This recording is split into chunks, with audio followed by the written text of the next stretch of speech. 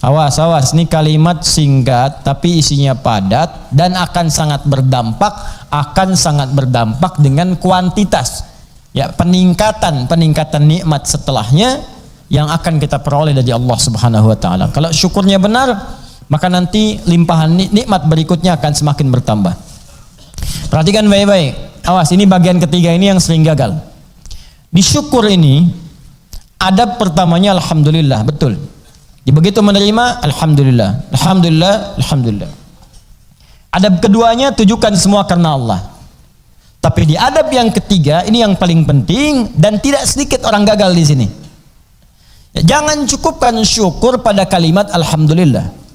Tapi optimalkan nikmat yang diraih itu sesuai fungsinya yang telah Allah tetapkan. Misal, Allah kasih pada kita nikmat sehat di mata, melihat jelas.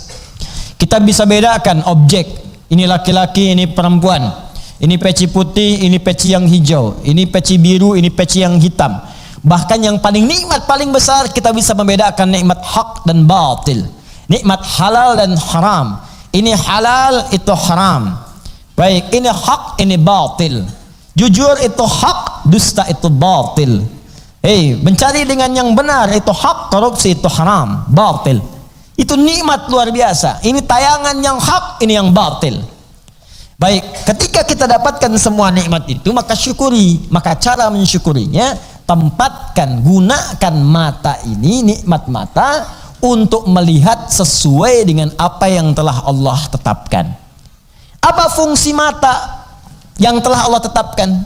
Bukan sekedar melihat. Saya sering katakan, saya sering sampaikan, dalam Al-Quran fungsi mata itu bukan sekedar melihat. Untuk manusia diikat dengan kalimat melihat yang baik-baik.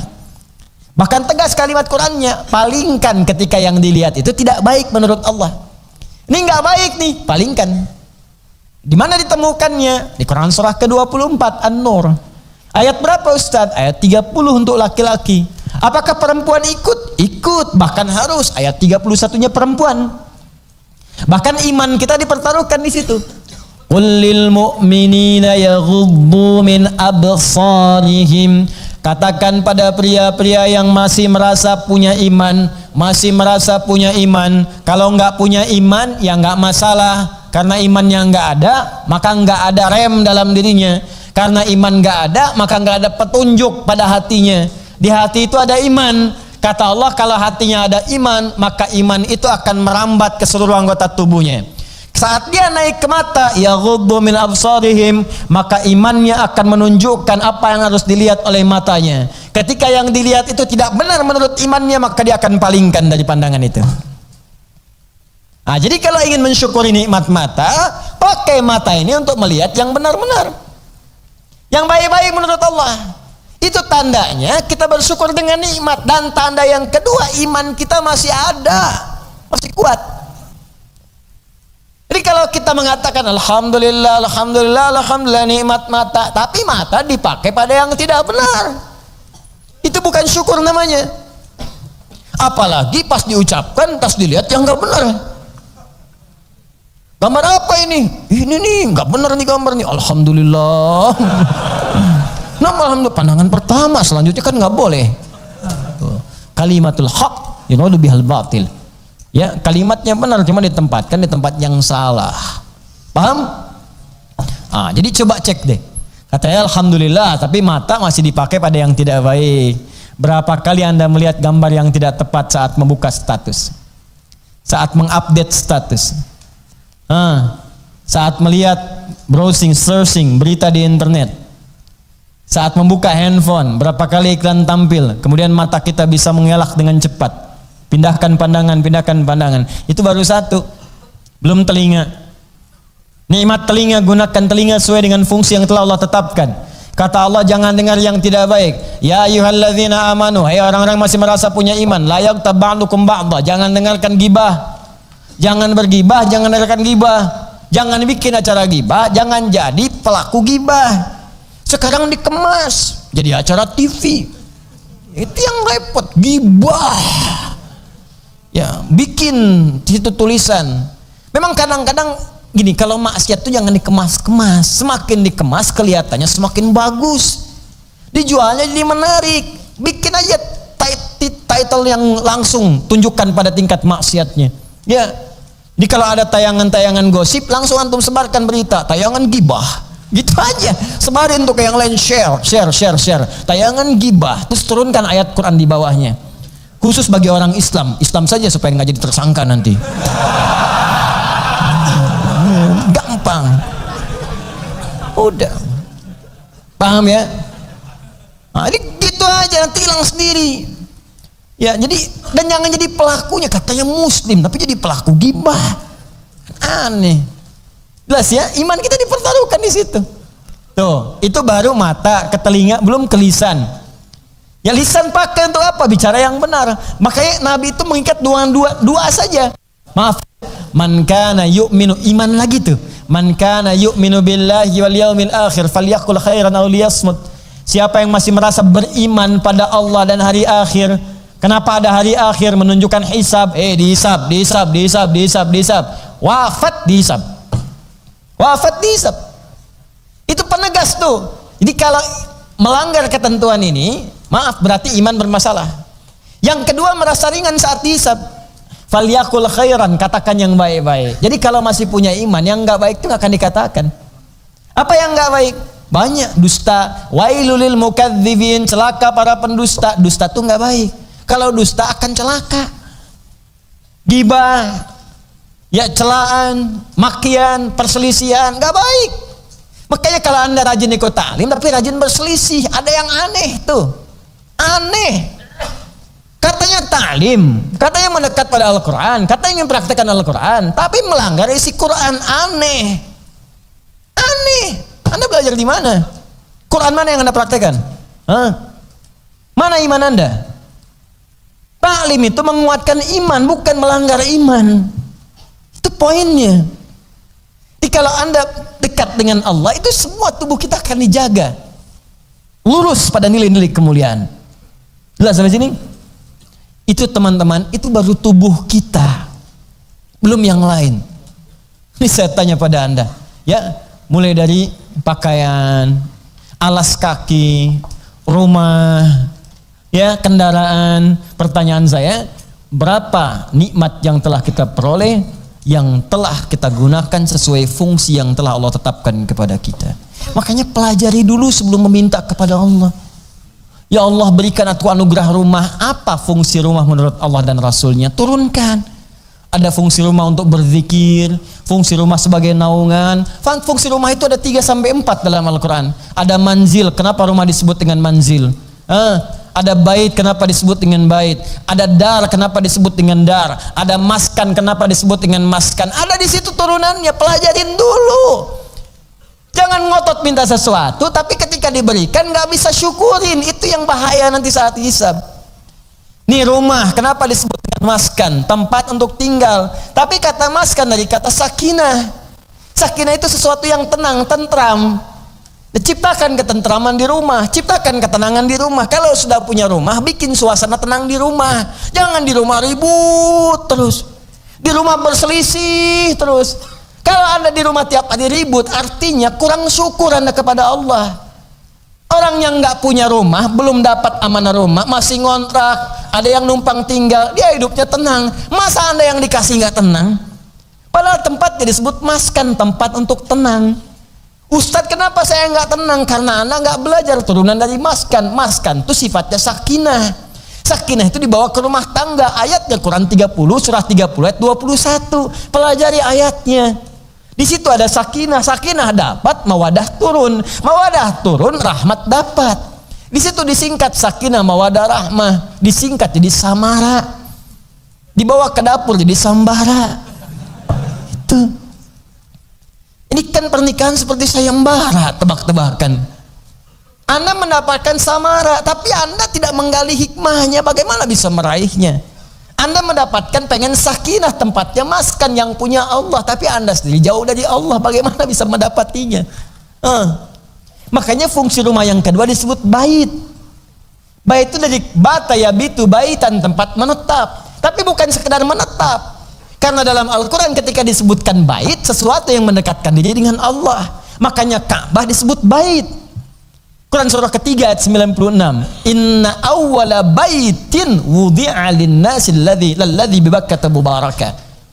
Sungguh rumah pertama yang ditetapkan untuk manusia itu apa? Ka'bah yang terletak di Mekah yang diberkahi.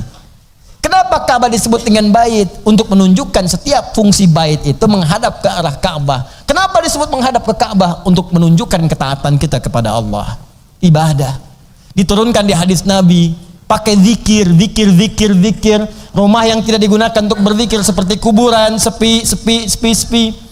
Bukan sekedar zikirnya, karena dengan zikir itu kita menjadi lebih dekat dengan Allah. Ketika dekat dengan Allah, rahmat turun. Begitu Joni cara memahaminya. Ini rumah dibangun-bangun, diluas-luas, tapi jauh dari Allah. Yang gimana bisa nyaman tinggal di rumah? Luasin, silahkan aja luasin. Kandang ayam juga luas. Main ke Subang tuh banyak kandang ayam. Kandang ayam juga luas. Apa bedanya rumah Anda dengan kandang ayam? Apa beda rumah Anda dengan Ragunan? Ragunan juga luas tuh, kandang singa luas begitu. Luas. Apa bedanya? Bedanya pakai zikir.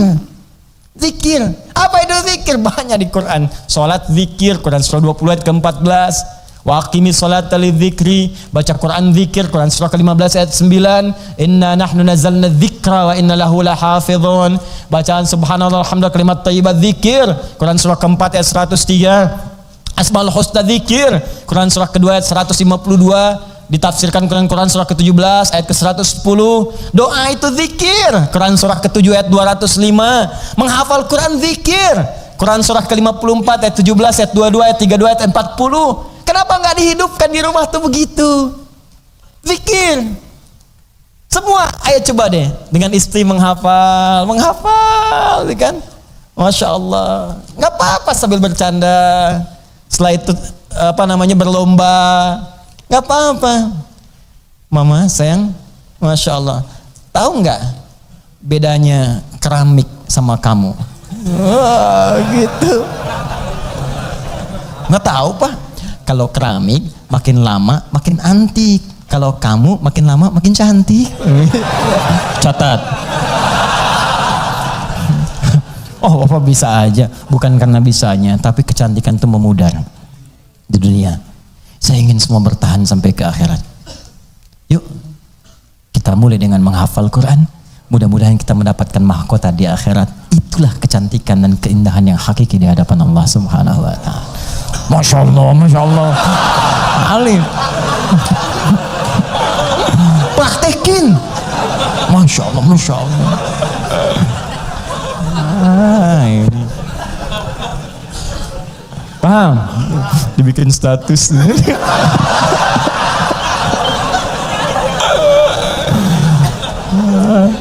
Aduh. Dunia ada aja. Gitu caranya. Kalau dipakai begitu enak tuh. Coba lah anak-anak. Kalau lihat anak tuh lagi kosong dia baca Quran, lagi main tiba-tiba baca Al-Mulk, baca Al-Qalam, baca macam-macam. Itu indah pokoknya deh. Antum lagi pulang lagi capek, tiba-tiba anak dalam mainnya dia baca tuh. Amma yatasalun, lagi main aja, main sepeda, main apa gitu. Hidup tuh suasana rumah. Pakai trigger dulu, ya, kayak speaker aktif atau apa gitu kan. Ya, kemudian pasangkan 24 jam putar. Jadi suasananya terbawa.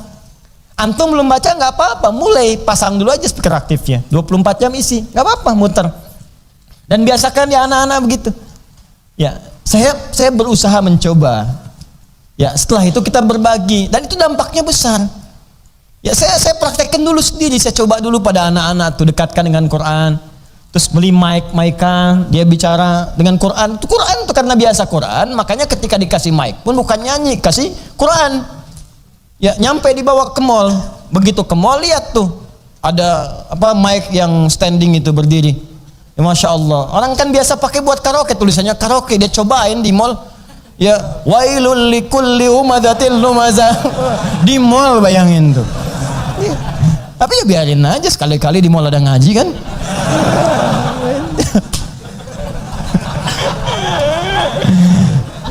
Tapi ya begitu gitu. Itulah nikmat, itulah syukur. Syukur itu butuh realisasi, bukan cuma ucapan. Alhamdulillah rumah kita besar, syukur aja, silakan undang bagi dengan tetangga, alhamdulillah. Tapi buktikan, jangan setelah undang tetangga segala rupa, lupa lagi dengan Allah. Tuh kalau digali banyak, ada maskan, ada bait, ada dar, ada manzil, manzil nazala, turun, manzil tempat menurunkan. Apa yang diturunkan situ? Turunkan keturunan. Makanya jangan pernah bermaksiat di luar rumah. Setelah berumah tangga, ada rumah, lakukan semua hubungan di dalam rumah. Jangan maksiat di luar rumah. Ya, yang kedua menurunkan kasih sayang, menurunkan segala rahmat, menurunkan segala perhatian. Di situ berikan pada anak, pada setiap yang ada di rumah dan sebagainya. Itu baru satu. Di kadang-kadang begini, Allah udah kasih, minta yang lain, yang ini aja belum dipakai ibadah. Antum udah nyari-nyari pakaian yang lain, ini pakai yang dipakai, ini udah pernah dipakai ibadah belum? Pakai sholat, pakai ngaji, pakai macam-macam. Ini kadang-kadang begini, saya sering dapat pertanyaan, Ustaz, saya ini cari pekerjaan, nggak pernah keterima.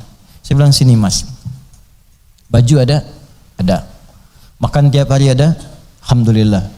Kendaraan ada, sepeda Ustaz punya, alhamdulillah. Baik, rumah ada Ustaz, alhamdulillah.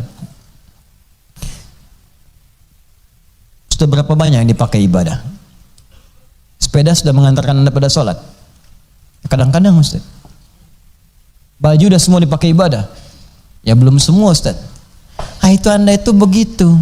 Itu kan semua titipan. Setiap titipan akan ditanya. Semua orang yang dititipkan itu nggak pengen banyak. Gak ada orang titipin pengen banyak. Pengennya sedikit supaya gampang dikembalikan. Atau saat ditanya menjadi lebih mudah menjawabnya. Nah sekarang Anda aja yang dikasih oleh Allah saja titipan belum digunakan pada yang benar. Bagaimana bisa meminta yang lain? Barangkali bukan Allah belum mau ngasih, tapi Allah menginginkan Anda maksimalkan dulu nikmat yang ini.